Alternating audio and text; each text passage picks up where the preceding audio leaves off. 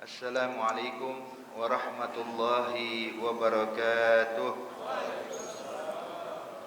Bismillahirrahmanirrahim. Alhamdulillahi rabbil alamin. Allahumma salli wa sallim ala sayyidina Muhammadin wa ala ali sayyidina Muhammad.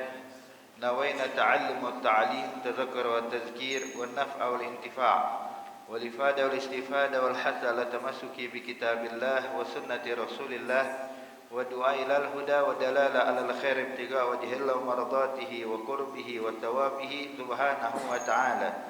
Qala al-muallif al-imam an-Nawawi fi kitab al-arba'in nawawiyya, nafa'ana Allahu bihi wa bi ulumihi wa bi ulumi sa'ir salihin bidarain amin.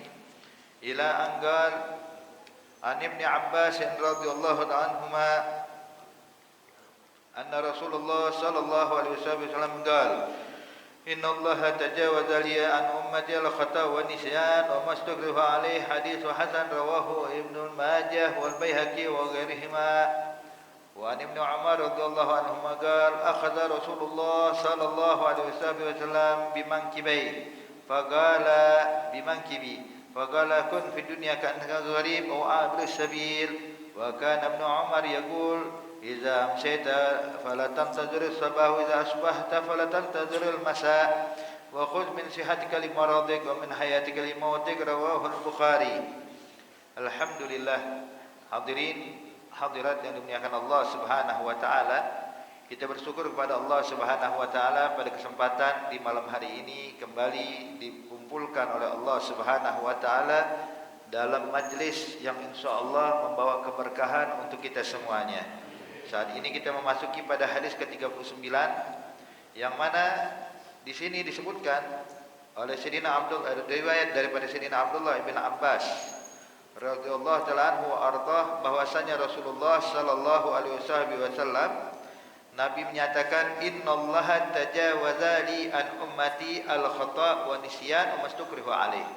Sesungguhnya Allah Subhanahu wa taala memaafkan atas amalan yang dilakukan tanpa sengaja atau amalan yang dilakukan karena lupa atau karena dipaksa.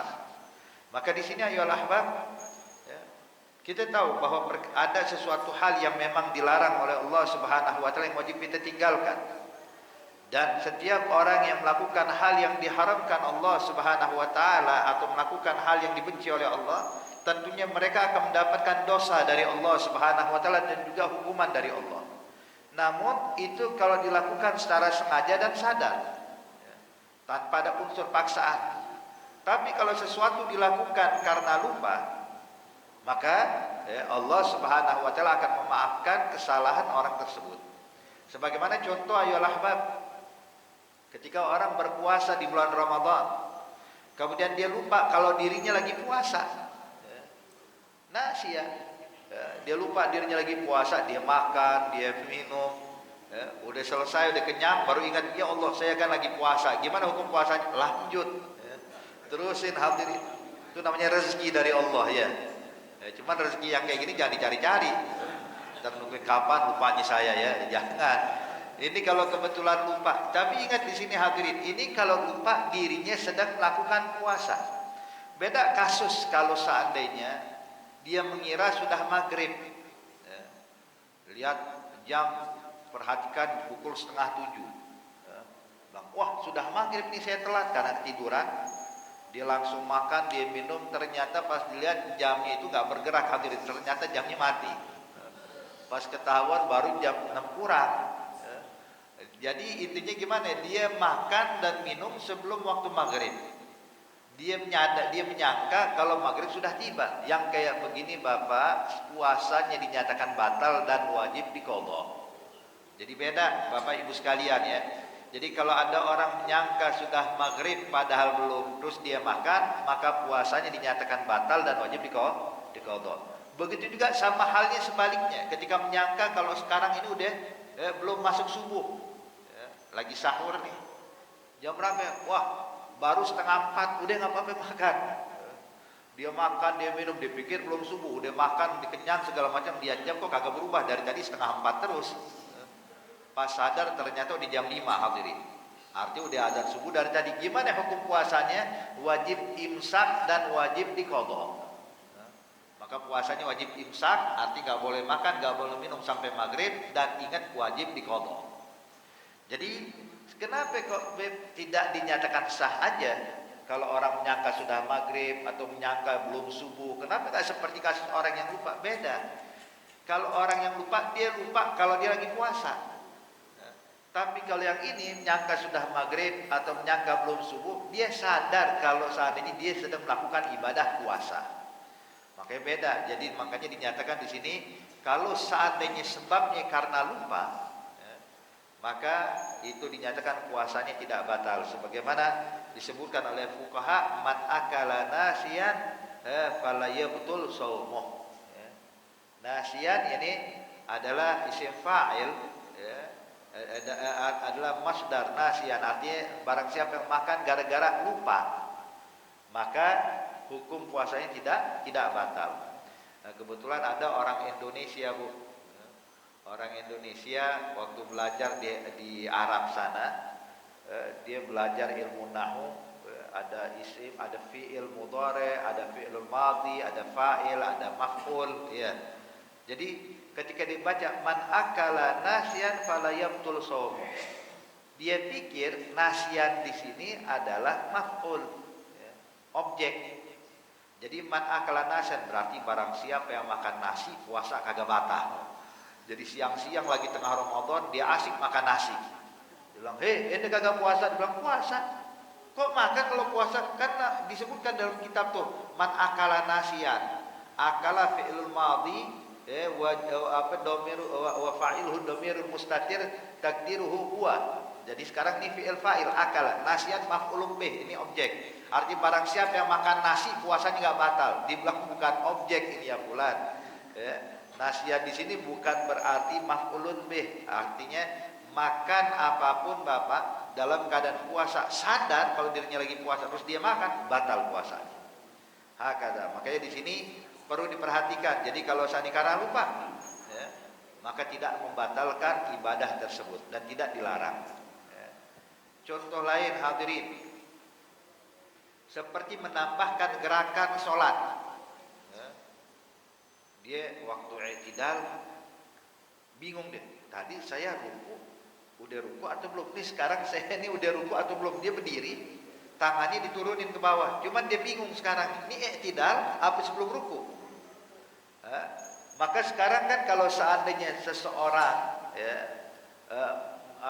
ragu sudah ruku atau belum, maka ambil yang paling sedikit, arti yang belum dilakukan ini belum ruku, arti wajib ruku lagi dia. Jadi kalau ada orang ragu, nih saya udah ruku atau belum, berarti belum ruku, tambahin ruku. Ada orang lihat, loh kok rukunya 2 kali. Ya. Ini orang sebenarnya udah benar i'tidal, cuman gara-gara dia ragu, maka dia ruku lagi hadirin. Karena dia lupa, ini pun tidak diharamkan, sholatnya tetap sah. Ya. Seperti orang lupa, ini udah 3 rakaat apa udah 4 rakaat, maka ambil yang sedikit, yaitu 3 rakaat, wajib tambah 1 rakaat. Cuma kan kita menyadari kalau ini mungkin baru 3 rakaat, sekarang saya nambah jadi rakaat keempat. Tapi yang lain tempat orang melihat, loh kok udah 4 rakaat nambah 1 rakaat lagi, sholat apa nih? Ya. Orang lihat nih 5 rakaat sholatnya, cuma gara-gara kita lupa, kita tambahkan 1 rakaat, maka nambahnya 1 rakaat tidak diharamkan Allah. Beda kalau kita yakin, waduh sholat zuhur 4 rakaat, dari dulu 4 rakaat terus saya mau nambah 5 deh sekarang. Biar lebih khusyuk, biar lebih banyak pahala. Jadi sholat zuhur saya 5 rakaat, ya batal sholatnya.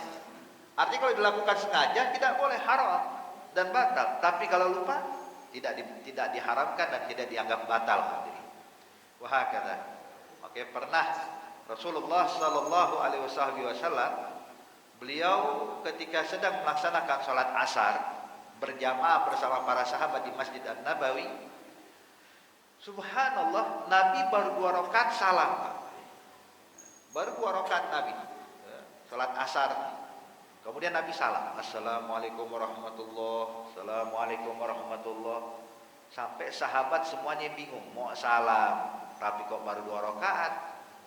Kalau nggak salam, tapi kok Nabi udah salam, bingung nih semua sahabat.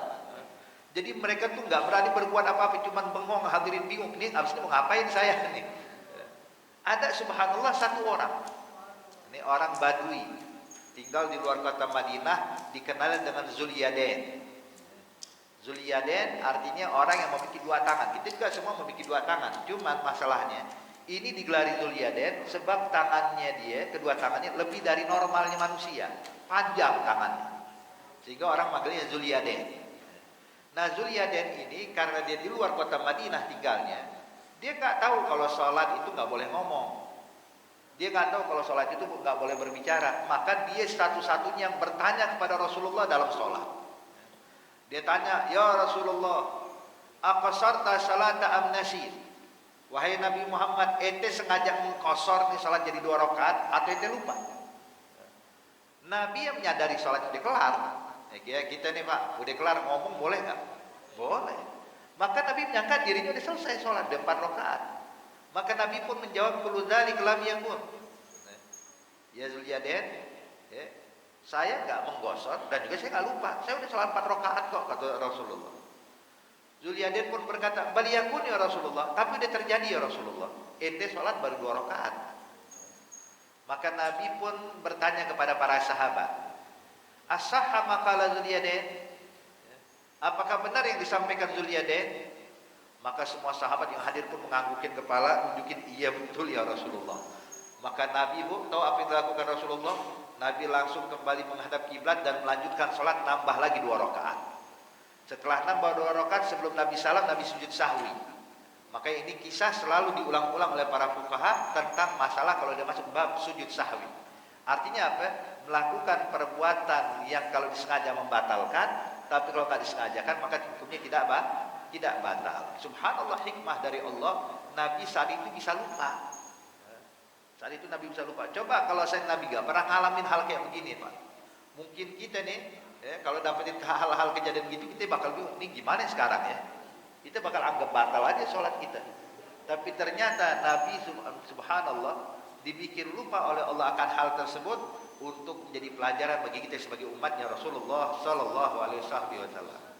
Dan tentunya hadirin, cerita tentang Zulyaden yang saya sampaikan ini, sebenarnya itu ada percakapan itu memang nggak boleh lebih dari beberapa kalimat. Cuman nih saya cuma ingin memberikan contoh pada antum, ya kurang lebih yang ditanyakan, yang diobrolkan kayak begini Pak. Jadi bukan berarti kalau lupa boleh ngomong, tetap artinya cuman Nabi menyangka dirinya udah kelar sholat, sedangkan Zulyaden tidak tahu kalau sholat itu nggak boleh ngomong. Maka keduanya dimaafkan. Nabi karena lupa, Zulyaden karena nggak tahu, selesai udah. Jadi hukum sholat tetap sah dan Nabi tidak menyatakan sholatnya Zulyaden batal dan Nabi juga tidak mengqadha sholatnya sebab Nabi melakukannya karena dasar lupa. Taib, ala kulli hal. Jadi kalau seandainya sebab nisyan, sebab lupa nambah rakaat atau lupa tadi udah baca atau belum, maka hal kayak begini hadirin, ibadahnya tetap dianggap sah. Tetap dianggap sah. Taib. Kemudian al-khata'. Karena lupa, karena salah, kesalahan tanpa disengaja. Al-khata' di sini tanpa sengaja. Tanpa sengaja. Seperti ketika seseorang beliau sedang berburu, dia pikir hewan, ketika dipanah ternyata manusia. Artinya melakukan memanah atau menembak atau apapun itu mencelakai orang tanpa sengaja. Maka memang dia ada diyah segala macam, tapi apakah berdosa? Ya enggak. Kayak orang sedang naik kendaraan Bu, subhanallah, remnya blong atau segala macam sehingga mencelakai orang lain. Apakah pelaku supir ini nih yang udah berusaha untuk tidak mencelakai orang, cuman subhanallah sudah tidak bukan kuasa dia lagi, lepas kendali, maka yang kayak begini dia kena secara hukum. Dia kena dia bayar sekian betul. Tapi apakah berdosa di hadapan Allah? Enggak. Kenapa? Sebab khata', tanpa ada unsur kesengajaan. Hakata. Jadi intinya hadirin, kalau kita mau bilang ente membunuh ini enggak juga. Kecuali kalau memang disengaja menabrakkan mobilnya atau untuknya mencelakai orang lain, ini baru dinyatakan dihukumkan membunuh, ini yang baru dikenakan kisos. An-nafas bin nafas, al-gatal bil gatal, bunuh balas bunuh, nyawa balas nyawa. Tapi kalau dilakukan tanpa ada unsur kesengajaan karena lepas kendali, maka yang seperti ini dinyatakan tidak ada kisos. Untuk dibalas nyawa atau dibunuh atau dihukum mati, tidak. Kenapa? Sebab tidak ada unsur kesengajaan. Tapi secara hukum syariat dia tetap dikenakan dia untuk membayar ganti rugi kepada korban yang meninggal atau yang dicelakai oleh dia. Jadi intinya dosa tidak dikenakan sebab gara-gara khata. Kemudian juga hadirin dinyatakan di sini seperti wa mastukrihu alaih, atau dikarenakan dipaksa untuk melakukan sesuatu. Dipaksa untuk melakukan sesuatu. Contoh, dia sedang puasa. Terus datang satu orang bilang, ente minum kalau enggak saya bunuh. Ente minum kalau enggak saya pukul, contohnya. Atau ente minum kalau enggak saya bakal ganggu dirimu dan saya bakal sakiti dirimu. Gimana sekarang kalau kita enggak minum kita bakal disakiti? Apa yang harus kita lakukan? Minum. Dipaksa kan? Minum. Batal nggak puasa kita? Enggak. Tidak batal sebab kita dipaksa. Cuma dipaksa ini hadirin ada syarat-syaratnya Bapak Ibu sekalian. Siapa yang maksa kita dulu? Kalau yang maksa kita anak kecil, anak umur 6 tahun, abang minum nggak? Kalau nggak saya sakitin abang. Anak kecil bisa nyakitin apa ya hadirin? Kalau begini berarti nggak sah. Jadi ada syarat-syaratnya. Jadi syurutul ikrah dinyatakan oleh ulama, syurutul ikrah, syarat sahnya seseorang kalau dipaksa tidak dikenakan dosa atau tidak berlaku hukum bagi dia. Syaratnya adalah orang yang memaksa ini adalah orang yang memang memiliki kapasitas bisa melakukan apa yang diancam kepada kita. Kalau anak kecil bilang abang minum nggak, kalau nggak saya pukul. Kita bilang pukulan anak kecil berapa sih bahayanya? Nanti kan nggak membahayakan. Artinya kita jangan nurut kayak begini. Jangan kalau diancam saya sama siapa? Sama anak umur 6 tahun. Batal puasa kita hadirin. Jadi syarat pertama, orang yang mengancam ini memiliki kemampuan, kapasitas untuk melakukan apa yang diancam kepada kita. Yang kedua hadirin, syaratnya adalah kita nggak ada jalan lain untuk melepaskan diri dari ancaman dia. Kalau kita masih bisa kabur, kalau kita masih bisa teriak minta tolong sehingga dia tidak jadi bakal melakukan keburukannya kepada kita, maka kita harus melakukan itu, nggak boleh nurut sama dia. Kalau kita nurut batal puasa kita sebab masih ada cara lain untuk menyelamatkan diri dari ancaman ini. Ini kalau dia terpaksa udah mentok, nggak ada jalan lain, tidak ada solusi lagi melainkan mau nggak mau harus nurut. Baru dipenuhi syarat kedua. Syarat ketiga hadirin, orang yang mengancam ini secara prasangka kuat kita, dia benar-benar bukan sekedar ngomong tapi benar-benar ingin melakukannya. Kadang kan kita tahu ada orang ngancam, ini cuma di mulut doang. Kadang kita tahu ada orang betul-betul ngancam, apa-apa ngancam. Cuma kita tahu ini orang nggak bakal melakukan, cuma mulut doang ngancam. Yang kayak gini hadirin kita jangan nurut. Tapi kalau ada prasangka kuat, kayaknya ini dia bukan sekedar ngancam, dia benar pengen lakuin pada kita. Nah, nggak apa-apa kita nurut hadirin pada dia dan melanjutkan ibadah kita, tidak batal puasa kita. Jadi syarat ketiga, kalau kita meyakini atau memiliki prasangka kuat, kalau orang tersebut benar-benar ingin melakukan apa yang diancamkan kepada kita.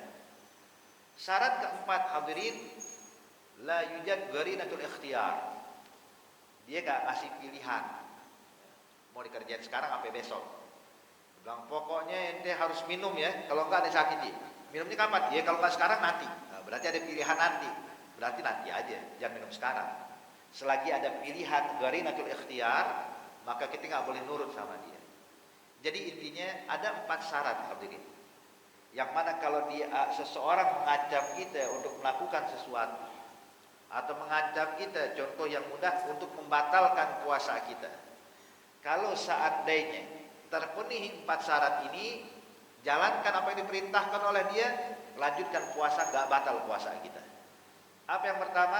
Yang pertama, pelaku yang mengancam itu memiliki kemampuan untuk melakukan kapasitas untuk memberikan atau melakukan apa yang diancamkan pada kita. Yang kedua, tidak ada solusi atau jalan keluar atau jalan lain untuk kita melepaskan diri dari ancamannya. Yang ketiga, kita meyakini atau paling tidak memiliki prasangka kuat kalau dia ingin melakukan apa yang diancamkan kepada kita.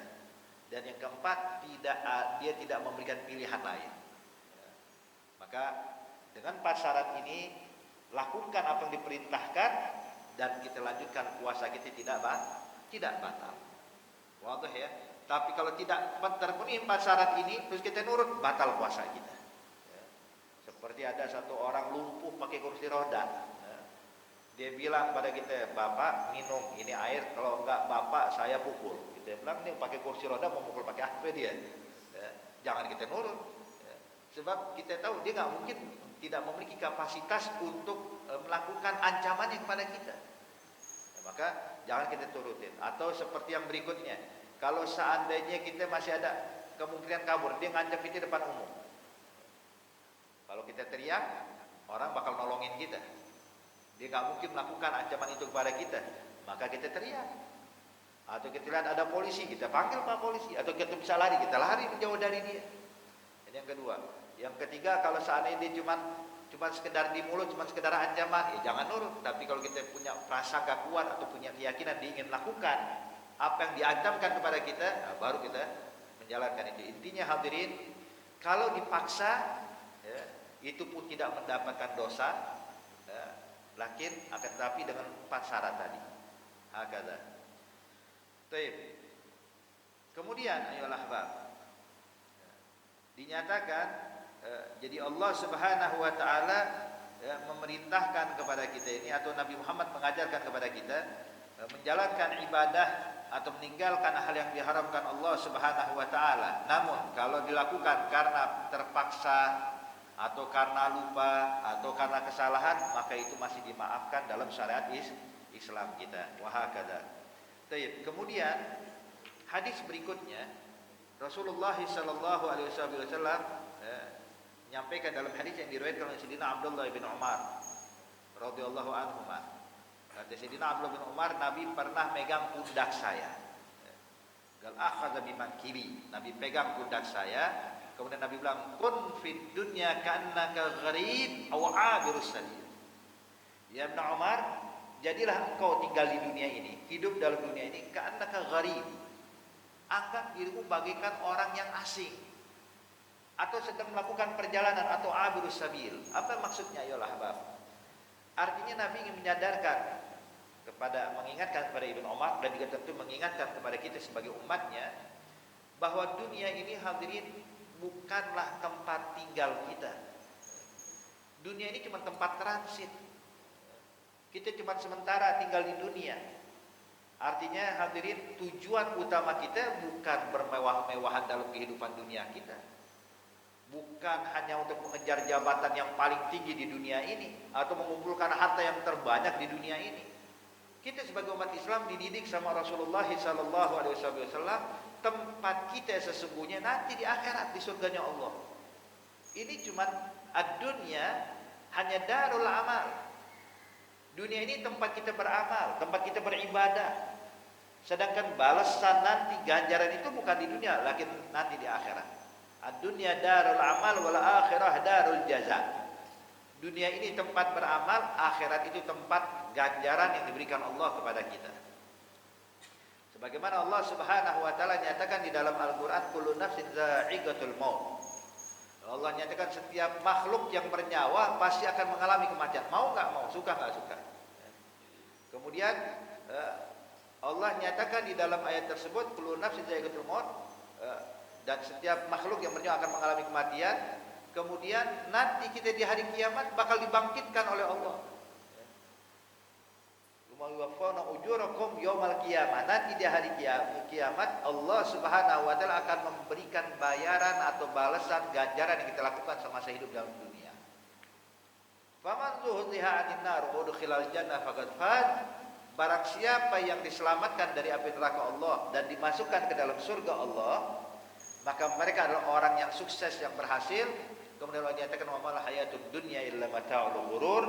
Ketahuilah bahwa kehidupan dunia itu tidak lain hanya perhiasan yang menipu kita. Hadirin, hadirat yang dimuliakan Allah Subhanahu wa taala, berapa banyak Orang-orang yang tertipu dengan dunia sehingga seakan-akan karena sibuk dengan dunia lupa dengan akhirat, lupa dengan hari kiamat, lupa dengan surga dan neraka. Ya. Karena yang dikejar dunia terus.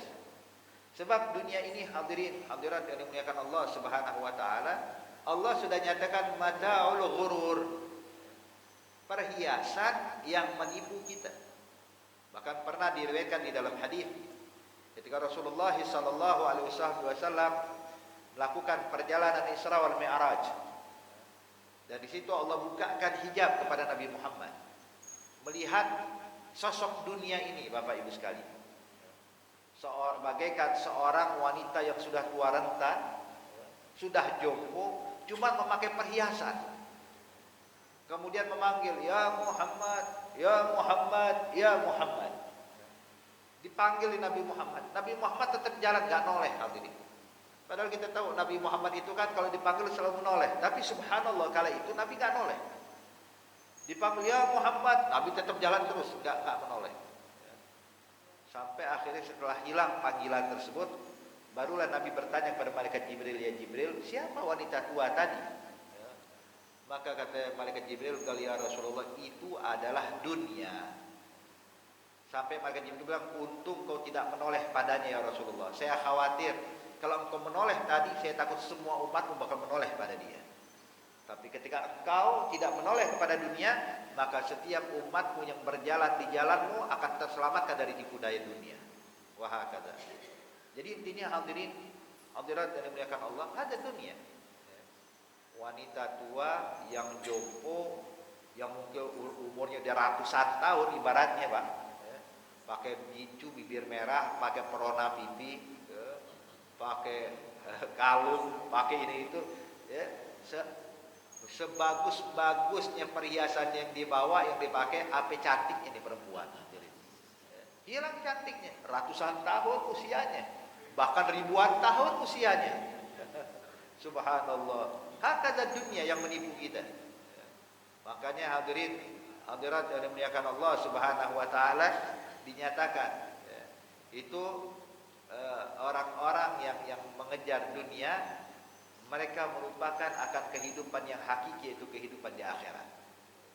Makanya dinyatakan di dalam ucapan ulama, "Wa ma hiya illa darul mamar, wa ma hiya illa lil mamar." Dunia ini tempat kita cuma berlalu doang, bukan tempat tinggal kita. Makanya sampai dalam hadis Nabi menyatakan, "Dunia darun liman la darolah, malun liman la malalah, wa man asghala bi jam'id dunya liman la aglalah." Kata Nabi, dunia ini adalah tempat tinggal bagi orang yang enggak punya tempat tinggal di akhirat. Enggak punya jatah di sorga, ya ini dunia yang dijadiin tempat tinggal apa?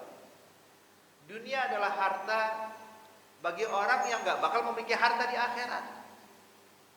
Dan barang siapa yang sibuk hanya mengumpulkan dunia, lupa dengan akhiratnya, maka ini menunjukkan orang yang tidak memiliki akalnya, atau tidak menggunakan akal sehatnya. Hadirin, ini dunia ini Pak diperebutkan bagaikan bangkai yang diperebutkan oleh serigala. Kita lihat serigala kalau lagi makan bangkai berebutan. Kadang dia sama dia saling menggigit demi mendapatkan apa yang diinginkan. Maka kita jangan coba-coba ngikut-ngikut. Kalau kita mendekat Pak, kita bakal digonggong oleh semua serigala pada kita. Makanya biarin dia sibuk dengan dunianya, dia serigala sibuk dengan bangkainya, kita cari makanan lain. Jangan kita mau ikut campur, ikut ngambil juga bangkainya, habis kita. Makanya kita lihat orang-orang yang mengejar dunia Pak, subhanallah, saling menjatuhkan, saling menipu, saling menghancurkan, saling membunuh. Semua kerusakan di muka bumi ini hadirin yang terjadi saat ini, di masa lalu, yang sekarang maupun yang akan datang, semuanya sebab dunia. Semua sebab dunia. Keributan, peperangan, kehancuran ini semuanya sebab dunia. Nauzubillah min dzalik. Makanya dinyatakan dalam hadis kata Rasulullah sallallahu alaihi wasallam, "Hubbud dunya ra'su kulli khati'ah." Cinta dunia itu adalah puncak segala kesalahan. Penyebab segala kesalahan, cinta dunia. Hadirin, kita bukan dilarang Pak untuk bekerja. Kita tidak dilarang mencari nafkah. Kita tidak dilarang untuk memiliki usaha berdagang atau dengan membuat perusahaan pekerjaan ini. Lah. Islam nggak melarang kita untuk mencari dunia atau untuk bekerja dan lain-lainnya. Buktinya para sahabat mereka bekerja. Ada para sahabat mereka sebagai petani, ada mereka sebagai penjahit, ada di antara mereka sebagai pedagang. Mengejar atau melakukan ini semua aktivitas tidak dilarang dalam Islam. Yang dilarang itu adalah hubbud dunya. Yang dilarang itu cinta dunianya. Bukan bekerja, bukan mencari nafkah, bukan berusaha. Berusaha mencari nafkah itu sudah sunatullah bagi kita, tidak dilarang dalam Islam. Tidak dilarang dalam Islam. Yang dilarang itu cinta pada dunia. Orang kalau dicinta dunia, sudah lupa dengan akhirat. Biasa orang kalau dicinta lupa dengan yang lainnya ya. Apalagi kalau orang udah mabuk cinta. Dia kalau dicinta kepada kekasihnya, maka dia nggak bakal memandang wanita lain. Yang diingat cuma kekasih dia doang. Walaupun mungkin ada wanita lain lebih cantik dari kekasihnya, nggak peduli dia. Makanya ada istilah cinta itu buta, Pak ya. Cinta itu buta. Udah kalau dia cinta lupa dengan segalanya. Bang, ada wanita lebih cantik? Enggak, wanita yang saya kejar lebih cantik dari semuanya. Ini calon kekasih saya atau kekasih saya ini bagaikan bidadari yang jatuh dari surga. Masya Allah. Cuma jatuh buka duluan, Pak ya.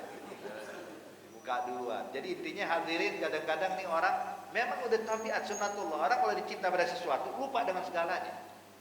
Sebagaimana pernah ada Qais Majnun Laila, hadirin.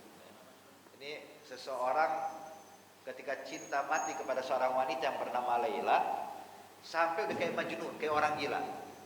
Sampai dipanggilnya Majnun Laila. Si orang yang tergila-gila pada Laila. Gimana nih Majnun Laila, hadirin? Majnun Laila ini Bapak Ibu sekalian, kalau melihat bulan purnama senyum. Senyum, dipandangin bulan purnama. Bayangin, kita nggak pernah melihat orang kayak begini, Pak. Yang normal lihat bulan purnama indah udah selesai. Tapi nggak sepanjang malam dilihatin bulan purnama sambil senyum aja, nggak ngomong sama sekali. Cuma niatin bulan purnama sambil tersenyum sendiri. Sampai ditanya oleh satu orang girl, ya guys, kenapa tersenyum lihat bulan purnama? Dia bilang, ini bulan purnama mengingatkan saya pada Laila. Loh, kok bisa mengingatkan pada Laila? Dia bilang, sebab saya yakin ini bulan purnama pasti pernah dilihat sama Laila. Padahal yang lihat bulan purnama kan bukan cuma Laila, Pak. Kita juga lihat bulan purnama, laki, perempuan, anak kecil, tua, muda ya. Artinya semua orang lihat bulan purnama, tapi beginilah cinta. Kalau udah cinta, dia lupakan segalanya. Yang diingat cuma kekasih. Kemudian pernah si Qais ini, Pak, waktu lagi jalan lihat anjing berwarna hitam. Maka begitu melihat anjing berwarna hitam, maka Qais pun langsung tersenyum. Kemudian orang bertanya lagi, ya Qais, kenapa kau tersenyum ketika memandang anjing berwarna hitam? Dia bilang, sebab ini mengingatkan saya pada Laila. Mengingatkan saya pada Laila. Kenapa kau bisa ingat sama Laila ketika melihat anjing warna hitam? Sebab saya pernah lewat rumah Laila, saya pernah melihat ini anjing pernah masuk kebunnya Laila. Dan saya yakin ini anjing pasti pernah dipandang sama Laila. Subhanallah. Nah, orang kalau dicinta dunia begini. Cinta dengan dunia, lupa dengan akhirat. Lupa dengan kehidupan nanti di akhirat. Lupa dengan syirat, lupa dengan mizan, lupa dengan surga, lupa dengan neraka, lupa dengan segala hal. Bahkan orang kalau dicinta dunia, seakan-akan merasa hidupnya bakal kekal abadi dalam dunia. Udah, dia panjang angan-angan, nanti 30 tahun yang akan datang, saya bakal kuasai di perusahaan. Nanti 50 tahun yang akan datang, saya bakal menjadi orang yang paling terkaya di dunia. Pertanyaannya, siapa yang bisa jamin dia hidup sampai besok? Cuman dia bilang 30 tahun lagi saya bakal kuasa ini, 50 tahun lagi saya bakal begini. Padahal kita nggak tahu, besok belum tahu nih orang bisa hidup apa enggak. Beginilah keadaan orang kalau sudah dimabuk cinta pada dunia. Lupa dengan segalanya, hadirin. Maka orang kalau dicinta dunia nggak peduli dengan keluarga, nggak peduli dengan orang tua dan anak-anak. Yang penting saya harus begini dan begitu. Hakada. Makanya berapa banyak rumah tangga hancur gara-gara sibuk dengan dunianya. Orang memutuskan tali silaturahmi kakak dengan adik gara-gara mengejar dunia. Ini bapaknya baru meninggal, warisan belum dibagi, udah satu lagi meninggal. Kenapa? Berebutan harta warisan.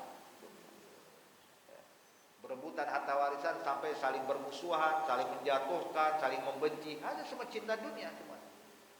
Cinta dunia. Makanya hadirin, hadirat yang dimuliakan Allah Subhanahu wa taala, itu pernah ada satu raja, dia bangun istana yang begitu megah. Dia panggil tuh ahli dalam pembangunan, ahli dalam arsitektur dan lain-lainnya untuk membuat istana yang paling indah yang gak pernah dibuat oleh manusia manapun. Maka proyek pun dijalankan sampai terbangunlah istana yang begitu indah dan begitu megah hadirin. Sempurna, warnanya sempurna, pemilihan coraknya sempurna, kemudian juga tamannya sempurna. Walhasil udah masya Allah ini. Kemudian setelah udah jadi, raja pun mengundang orang-orang untuk mengoreksi daripada istana yang dibangun ini.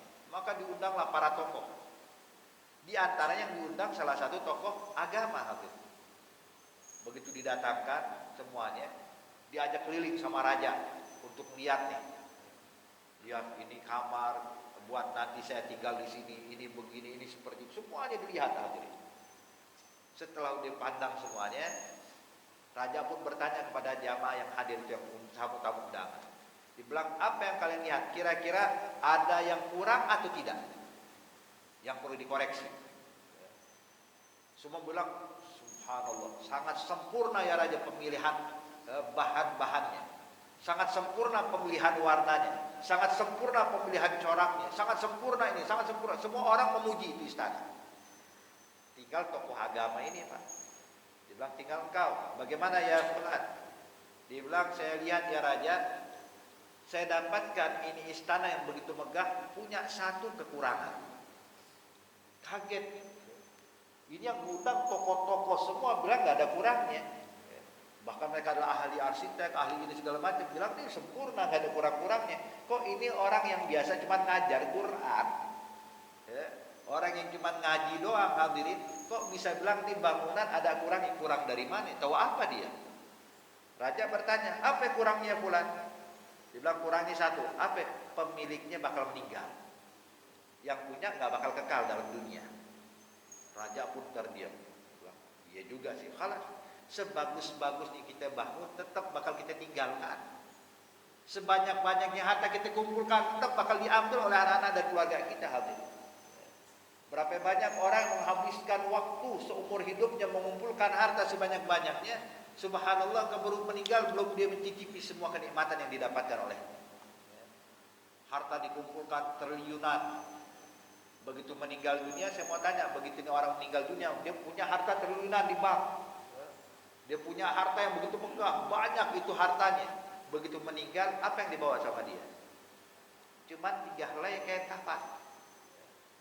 Pakaian kemewahan dia, arloji yang dipakai, cincin yang dikenakan, semuanya tanggalkan, lepasin. Bahkan kalau dia pakai gigi palsu Pak, gigi palsu, gigi emas, copot tuh gigi. Nggak boleh meninggal dikuburin pakai gigi palsu, copot gigi palsunya. Kenapa? Sebab emas ada nilainya, harta warisan buat anak-anak.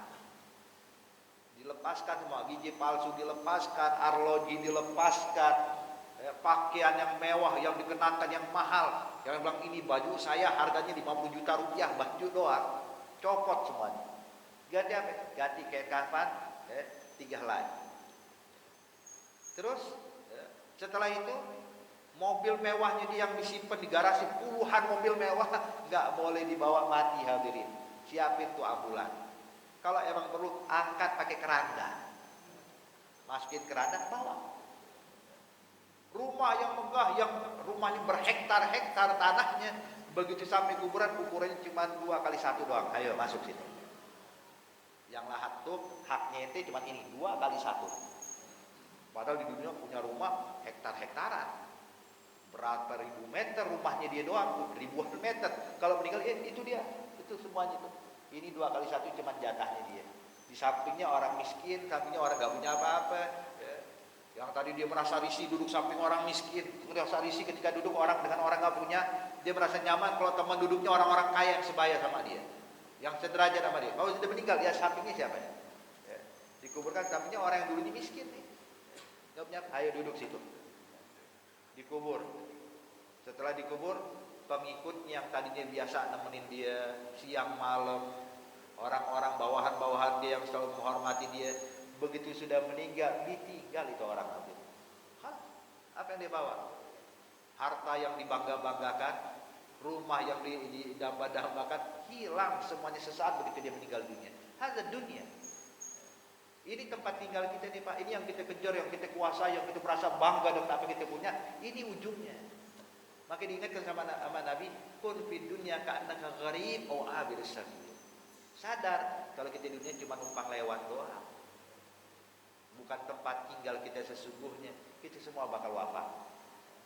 Makanya Rasulullah Sallallahu Alaihi Wasallam itu wanti-wanti mengingatkan kita akan hal ini, hadir. Dan Allah juga menyatakan hal tersebut di dalam Al-Quran.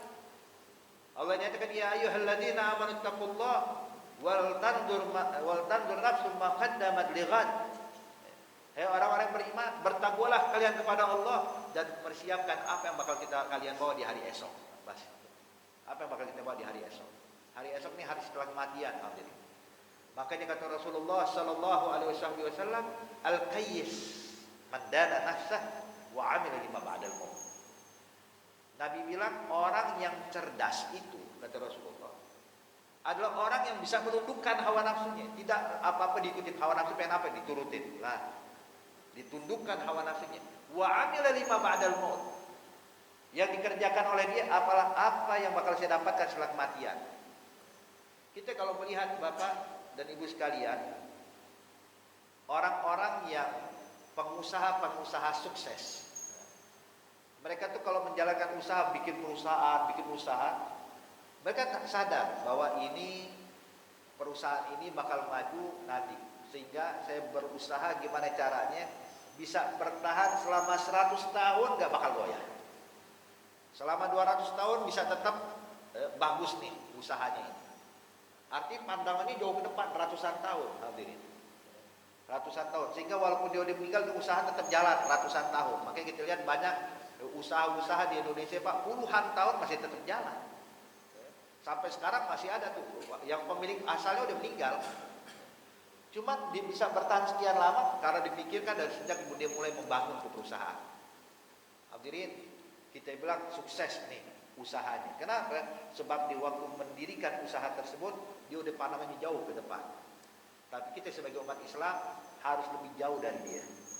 Kalau pandangan dia cuma ratusan tahun, pandangan kita miliaran tahun. Apa yang bakal kita dapatkan setelah kematian? Apa yang bakal kita bawa? Makanya hadirin, kalau kita tidak memperhatikan hal ini dari sekarang, tidak mempersiapkan diri kita untuk hari esok, tinggal penyesalan nanti di akhirat. Makanya dinyatakan di dalam hadis kata Rasulullah Sallallahu Alaihi Wasallam, tidak ada penyesalan nanti orang di akhirat kecuali satu. Apa itu? Kalau teringat ada satu waktu yang mesti bisa digunakan ibadah tapi nggak digunakan buat ibadah. Kenapa saya nggak ibadah waktu itu? Kenapa saya nggak zikir pada Allah? Kenapa saya nggak baca Quran? Kenapa saya tidak sedekah? Itu penyesalan. Makanya kan disebutkan oleh Allah dalam Al-Quran, ya, ketika seseorang meninggal dunia, maka dia seakan-akan berkata, Rabbirji'un, ya Allah balikin saya ya Allah, la'ali a'mal salihan, mungkin saya bisa beramal soleh setelah ini kalau kau hidupkan lagi. Saya pengen beramal soleh ya Allah, saya ingin sedekah ya Allah.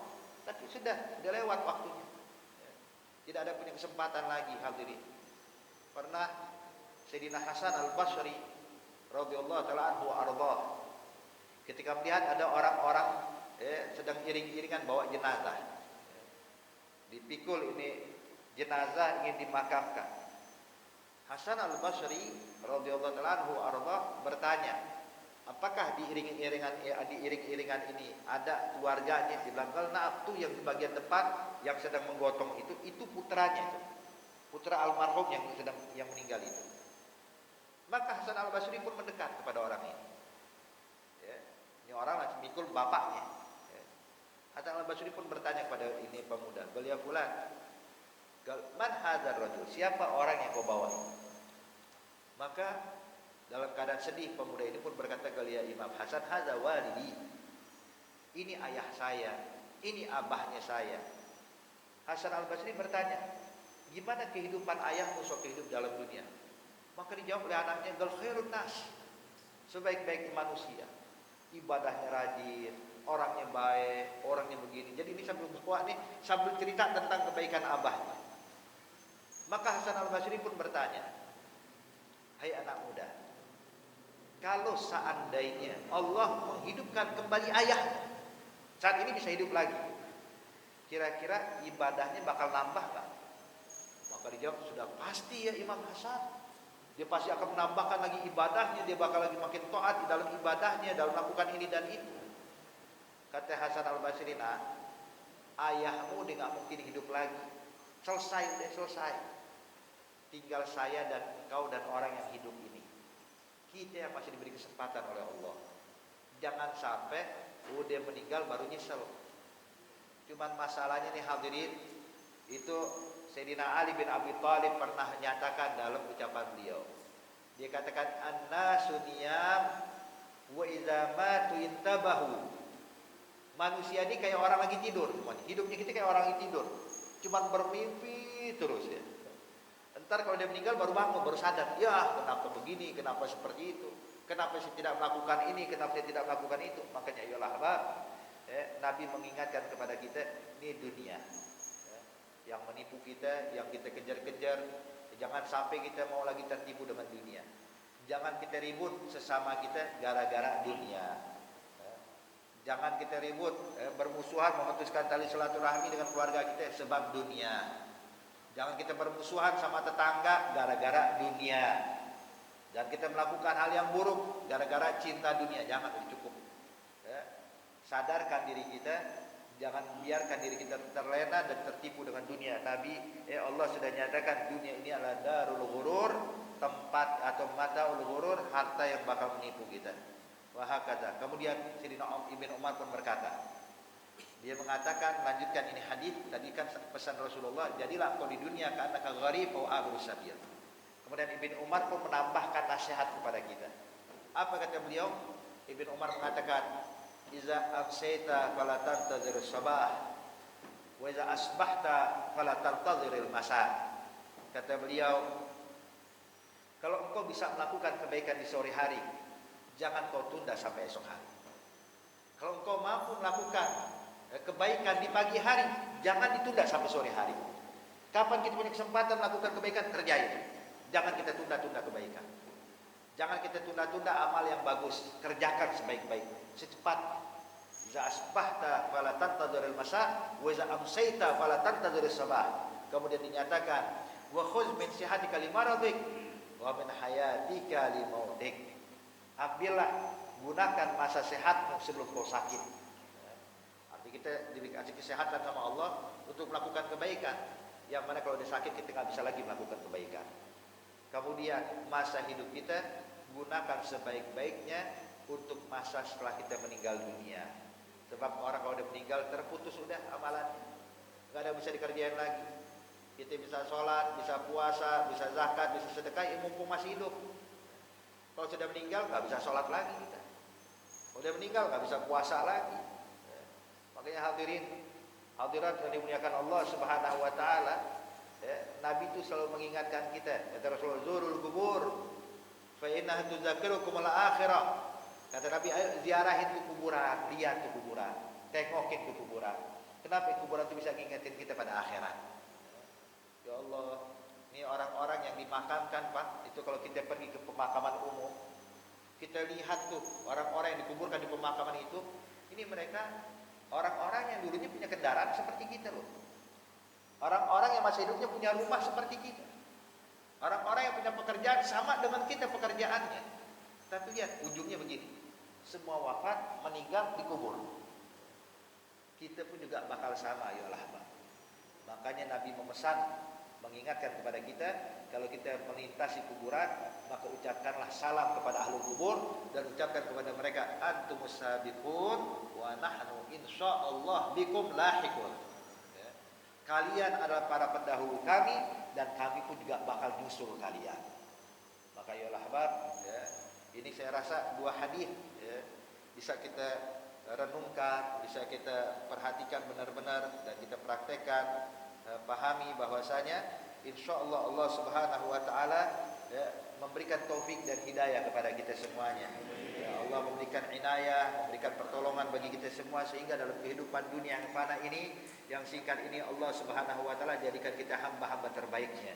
Hamba-hamba pilihan Allah Subhanahu wa taala, disadarkan kita dari mabuk akan dunia, disadarkan diri kita daripada kecintaan pada dunia, dan selalu diingatkan kecintaan kita hanya kepada Allah, kepada Rasulullah, kepada hari akhir. Insyaallah kita orang-orang yang selamat dari azab api neraka Allah, masuk ke dalam dunia bersama Nabi besar Muhammad sallallahu alaihi wasallam. Ala hadhihi niyyah wa kullu niyatin salihah wa ila hadratin Nabi Muhammadin sallallahu alaihi wa alihi wasallam. Al-Fatihah.